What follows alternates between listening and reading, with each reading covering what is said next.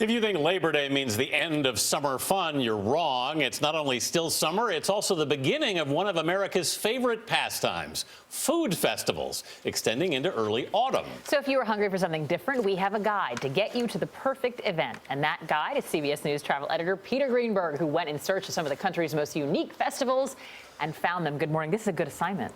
If you want to watch your weight, it's not. We'll start off with the first one, Grand Forks, North Dakota, the Potato Bowl. Is it all potatoes? It is all potatoes, 51st annual Potato Bowl. We're talking every kind of potato, red potatoes. They grow like 500 million pounds of these potatoes every year. But what they're really known for is the world's largest French fry feed. 5,000 pounds of French fries. People go nuts. There are football games. There are parades. It's 4 days in September, and it's pretty cool. Next up, the Lobster Festival in Redondo Beach, California. Yeah. You know, Redondo Beach is one of those three great beach communities outside of Los Angeles. There's Hermosa and there's Manhattan.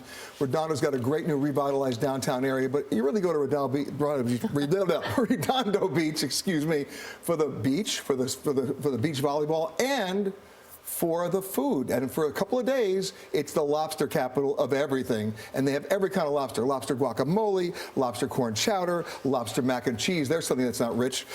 Lobster tacos, lobster quesadillas. Have I said enough? You know where we're going. Lobster. Very impressive. Yeah. And this one also, I think, is going to be a lot of people's favorite. The Great Big Bacon Picnic in Brooklyn, New York. And I'm there. For a frame of reference, like Brooklyn, I think people from out of town may not know exactly where it is. Well, first of all, when I think bacon, I don't exactly think Brooklyn. No, right. It's not. But it's the second annual. Brooklyn is an amazing borough here of New York City because it's one of the fastest growing cities in America in terms of restaurants as well. So bacon's caught up. And now this is all bacon and all pork. So you have the thick cut, the thin cut, you got the smoked, you've got pulled pork sandwiches, and then you have something called the bacon toss. That's right, it's exactly what it sounds like. You stand over there and somebody throws bacon at you and you got to catch it in your mouth. This is an event at the festival. You bet. I do really well in that event. But my favorite thing about this is they have a big food coma napping area. This is some genius planning for that one. They thought ahead. All right, let's go to New Orleans, which of course is known for its music and its food, and they have the Crescent City Blues and Barbecue Festival, kind of put them together. You do, and the thing is, New Orleans is known for their parades. There are like 34 parades in New Orleans every year. They need no excuse for a parade. This is not a parade.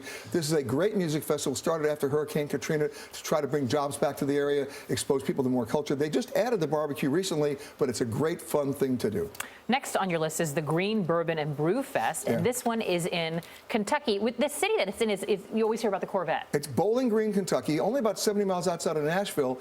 And, you know, when we think of Kentucky, we think of horses. Guess what? In Bowling Green, we think of horsepower. This is where they make the Corvettes. Yeah. This is the Corvette Museum with like 80 models on display. And, of course, we got to think about bourbon. So at this festival, yes, we do. Yes, we do. 14 different crafted brands of Kentucky bourbon. But the real crazy thing, 21 different artisanal beers, ranging with names like Against the Grain and, you know, Dogfish Head and Squirrel. I mean, it's crazy, but it's a lot of fun. And the cool thing about it is you can't get overserved. They give you a certain amount of tokens. Sorry.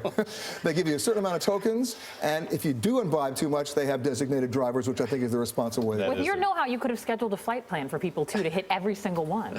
Well, you could do that. I'm hungry and thirsty already. Luckily, the dish will be coming up soon. All right, Peter Greenberg, thanks so much.